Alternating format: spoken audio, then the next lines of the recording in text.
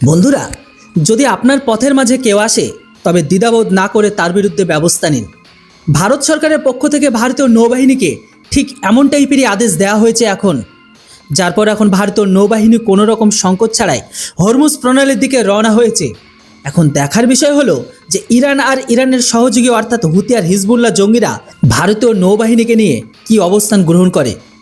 আসলে বন্ধুরা, খবর বেরিয়ে এসেছে পারস্য উপসাগরে ভারত তাদের নৌবাহিনী মোতায়েন করার সিদ্ধান্ত নিয়েছে, যাতে ভারতীয় গ্যাস ও তেল ট্যাঙ্কারগুলোতে শক্তিশালী নিরাপত্তা পেতে পারে। তথ্য অনুযায়ী পশ্চিম এশিয়ার চলমান উত্তেজনার হরমুজ প্রণালীর আশেপাশের অস্থির পরিস্থিতির মধ্যে ভারতের জ্বালানি নিরাপত্তাকে শক্তিশালী করতে ভারত সরকারের গুরুত্বপূর্ণ পদক্ষেপ নিতে শুরু করেছে। নৌবাহিনীর কর্মকর্তাদের মতে ভারত সরকারের আদেশ অনুযায়ী ভারতীয় নৌবাহিনী অপারেশন সংকল্প শুরু করে।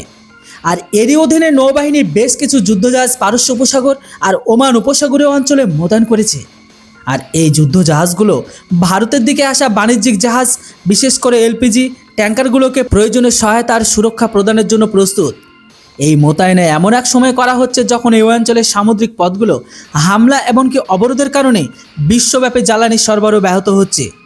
আপনাদের জানিয়ে রাখি যে ইরান যুদ্ধের সুযোগ এখনও ওমান ও সোমালিয়া জলদস্যুরা নিতে শুরু করেছে।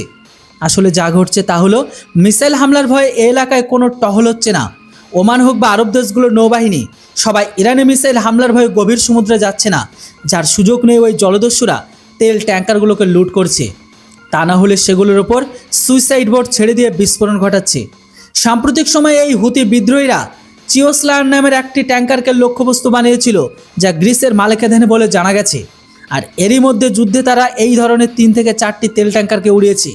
এই কারণেই এখন ভারতও তার তেলবাহী জাহাজ রক্ষার জন্য সরাসরি ইন্ডিয়ান নেভিকে পারস্য উপসাগরে নামিয়ে দেয়। আর যুদ্ধজাহাজে নামায়নি, তাদের আদেশও দেওয়া হয়েছে যদি কেউ ভারতীয় জাহাজ লুট করার বা এগুলোর উপর হামলা করার চেষ্টা করে তবে যেন তাদের ওপর কোনো দয়া দাক্ষিণা দেখানো না হয়। তাদের উপর তাৎক্ষণিক অ্যাকশন নিয়ে পথ পরিষ্কার করতে বলা হয়েছে। খবর অনুযায়ী ভারতের স্টিলথ frigate INS Shivalik, Afsar petrol vessel INS Sumitra, এমনকি একটি সাবমেরিন মোতায়েন করা হয়েছে সেখানে। এছাড়া আরও কিছু উন্নত যুদ্ধজাহাজ পারস্য উপসাগরে মোতায়েন করা হয়েছে, কিন্তু নিরাপত্তার কারণে তাদের নাম এখনও প্রকাশ করা হয়নি। তবে এ বিষয়ে ভারত ইরানকে সতর্ক করেছে যে ভারতীয় নৌবাহিনী পারস্য উপসাগরে মোতায়েন হয়েছে, একে যেন মার্কিন নৌবাহিনী মনে করে ভুল করে হামলা করার চেষ্টা না করা হয়, অন্যথায় এই যুদ্ধের সংজ্ঞায় বদলে যাবে। তাছাড়া ইরান হোক বা হুতি, তাদের এত সাহস নেই যে ইন্ডিয়ান নেভির ওপর কখনো ভুলেও হামলা করে। আপাতত ভারতীয় নৌবাহিনী যত দ্রুত সম্ভব ভারতীয় জাহাজগুলোকে হরমুজ প্রণালী থেকে বের করে আনছে এবং দেশে যে এলপিজি সংকট বাড়ছে তা যেন কমানোর চেষ্টা করা হয়। আমার তথ্য মতে একটি বড় এলপিজি গ্যাস ট্যাঙ্কার হরমুজ প্রণালী পার করে এখন আরব সাগরে প্রবেশও করেছে, যেটিতে প্রায় 400 মেট্রিক টন এলপিজি গ্যাস বোঝাই আছে এবং নৌবাহিনীর অত্যন্ত গর্বের সাথে সেটিকে ভারতও নিয়ে আসছে। তাই ভারতীয় নৌবাহিনীর এই সাহসিকতার জন্য কমেন্টে একটি জয় হিন্দ অবশ্যই লিখুন। আর হ্যাঁ, ভিডিওর ইনফরমেশন ভালো লাগলে চ্যানেলটিকে কেউ সাবস্ক্রাইব করতে ভুলবেন না। Thanks for watching. জয় হিন্দ, বন্দে মাতরম।